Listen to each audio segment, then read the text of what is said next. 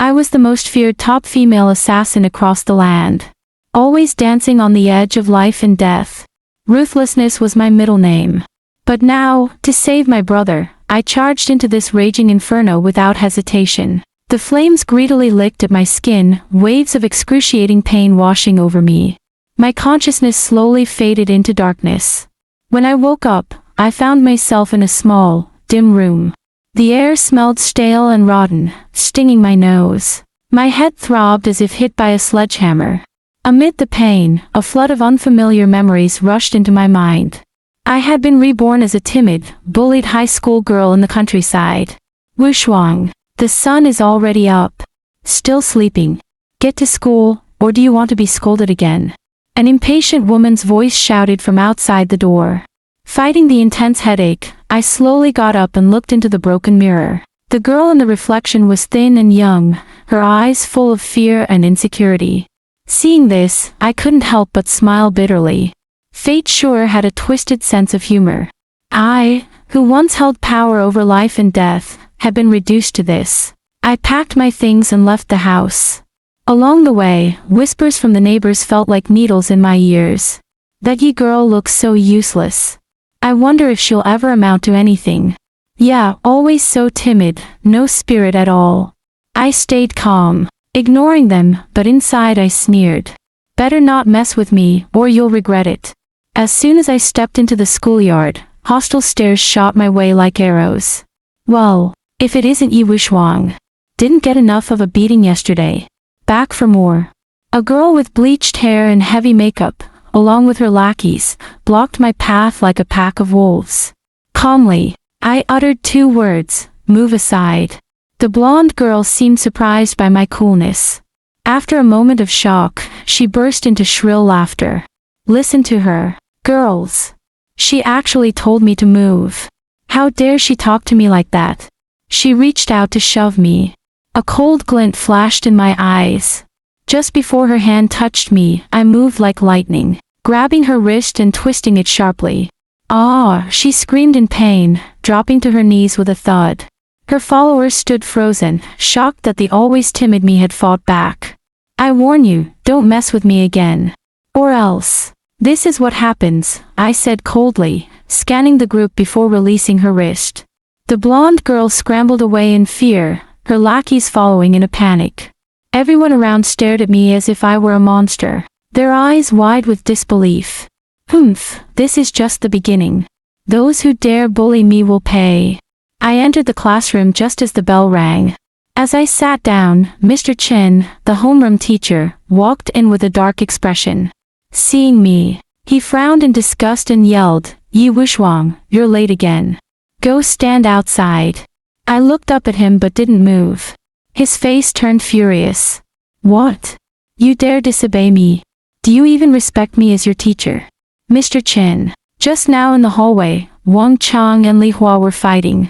Why didn't you stop them, but only focus on me being late? Is this what you call fairness and justice as a teacher? I asked firmly, without backing down. Mr. Chen's face turned red with anger. You're making excuses. I'll deal with them later. Now go stand outside and reflect. Sir, if you can't treat every student fairly, how can you expect me to obey you? Besides, I already explained that I was delayed because someone blocked my way. Isn't it unfair to punish me without even asking for reasons? I stood up fearlessly, my gaze fixed on him. The classroom fell silent, everyone was stunned by my boldness. Mr. Chen was left speechless. After a long pause, he finally muttered, Fine, sit down. But don't let it happen again. I snorted coldly and sat down slowly. This teacher always favored the rich and high-achieving students. Today, I made it clear that I, Ye Wushuang, won't be pushed around. During break, a boy wearing expensive clothes and looking full of himself swaggered over. It was Lin Yu, the young master of the Lin family and my fiancé. He looked at me with disgust and sneered, Ye Wushuang, don't think that being engaged to me will let you climb the social ladder. A country bumpkin like you isn't even fit to shine my shoes. I looked up and smiled faintly. Oh. Then tell me, what makes me unworthy of you? Lin Yu scoffed, looking me up and down contemptuously. You're just a timid village girl with no experience.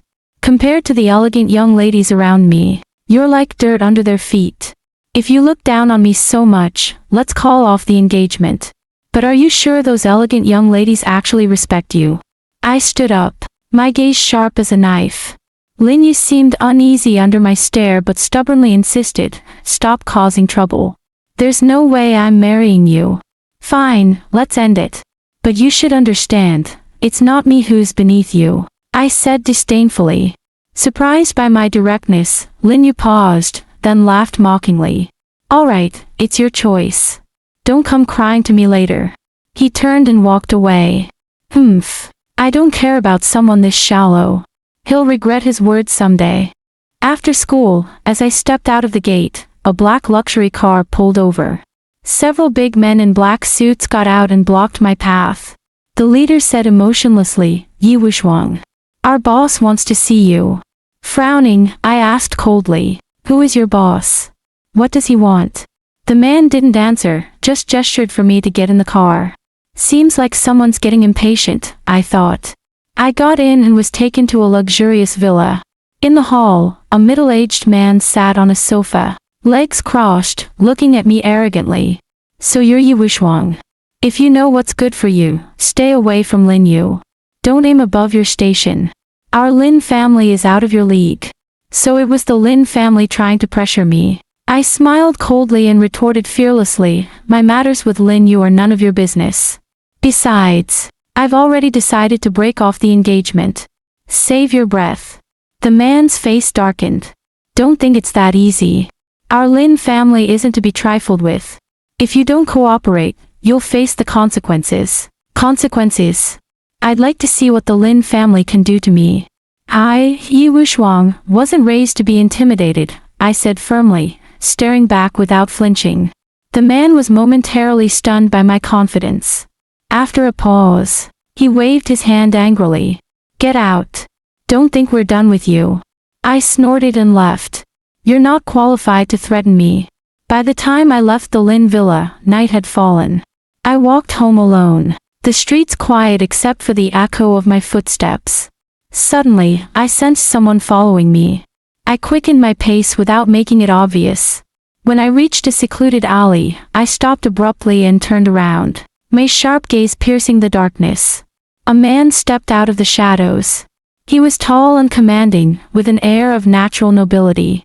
His face was strikingly handsome, his deep eyes like stars in the night sky, full of mystery. I watched him cautiously. Who are you? Why are you following me? The man smiled gently, a smile that seemed to warm the cold night. Don't be nervous. I mean no harm. I'm Jun Yichen. You saved my grandfather. I'm here to repay the favor. Frowning, I searched the original owner's memories but found nothing. I don't remember saving your grandfather. Are you sure you have the right person? Jun Yichen shook his head gently. There's no mistake. A few days ago, my grandfather got lost in the countryside, fell, and was injured. You took him to the hospital and even paid the medical bill. We later looked for you but found out you'd passed away and been reborn into this life. So it was something the original owner had done. How do you plan to repay me? I asked, curious. Jun Yichen looked at me intently, his voice resolute. Whatever you need, I'll do everything in my power to support you. No questions asked. Somehow, I felt a strange sense of trust toward him. All right, I hope you keep your word, I said. From that day on, Jun Yichen became my loyal shadow, always by my side, showing up whenever I was in trouble. With Jun Yichen's full support, I began to build my own network. Using the connections and sharp instincts I had developed as an assassin, I gathered a group of people with unique talents. Among them were skilled martial artists forced into difficult circumstances, talented entrepreneurs who never had a chance to shine, and information brokers who excelled at gathering intelligence. They were drawn to my capabilities and charisma, and they were all willing to follow me to build something great together. We started with small, seemingly insignificant businesses, like a specialty snack shop and a small online store. During operations, I made the most of my accurate market sense and decisive decision-making. I noticed that local handmade crafts had great potential. So I led the team to dig deeper. We partnered with local artisans and brought these beautiful handicrafts to the national market, achieving huge success. As funds gradually grew, we stepped into larger business ventures. During one project bid, we found ourselves facing the Lin family's company. The Lin family looked at me with both surprise and disdain. "You think you can compete with us? How arrogant," Lin Yu sneered. I smiled confidently. "We'll see who's being arrogant when the results are out." During the bidding process, thanks to our well-planned strategy, accurate market understanding, and strong team, we successfully beat the Lin family and won the key project. The Lin family's faces turned pale with anger, especially Lin Yu, who was fuming and grinding his teeth. This victory helped me make a name for myself in the business world. After losing the bid, the Lin family held a grudge and often used underhanded tricks against me. But every time, with my sharp wits and Jun Yichen's help, I easily countered their moves and even turned the tables on them. Lin Yu grew increasingly frustrated but could do nothing to stop me. At a major business banquet, Lin Yu showed up with his new girlfriend, making a flashy entrance. When he saw me, he raised his voice loudly and said, "Look, honey, that's Ye Wushuang. She used to cling to me desperately, and now she must be full of regret seeing me with you." His girlfriend glanced at me dismissively and said with a sneer, "How could she ever compare to me? She should know her place and stop dreaming." I walked straight up to them with a cold smile. "Lin Yu, you're as shallow as ever. Do you really think having a so-called noble girlfriend makes you special?" Lin Yu snorted arrogantly. "Doesn't it? Look at yourself. Do you even deserve to stand here and talk to me? Deserve? Do you think I care about talking to you? You're just a spoiled heir. Look at how your family is struggling now, losing to me at every turn. How dare you still act so proud?" I shot back without mercy. People around us overheard and began whispering and pointing at Lin Yu. His face turned red and then pale with rage. "You, how dare you?" he yelled. "Dare? After all the humiliation you put me through, this is nothing. Now you should understand who's truly beneath whom." With that, I turned and walked away gracefully, leaving Lin Yu and his girlfriend shaking with anger. From then on, Lin Yu never dared to act arrogantly in front of me again. Whenever he saw me, he would slink away awkwardly. As Jun Yichen and I worked side by side, our feelings for each other grew quietly but surely, like a gentle stream. He was always there for me, offering a warm cup of coffee when I was tired or giving me encouraging words and steady support when I felt lost. Day by day, I developed deep and special feelings for him. Once, while we were on an important mission, we walked into an enemy ambush. The attackers were numerous and aggressive.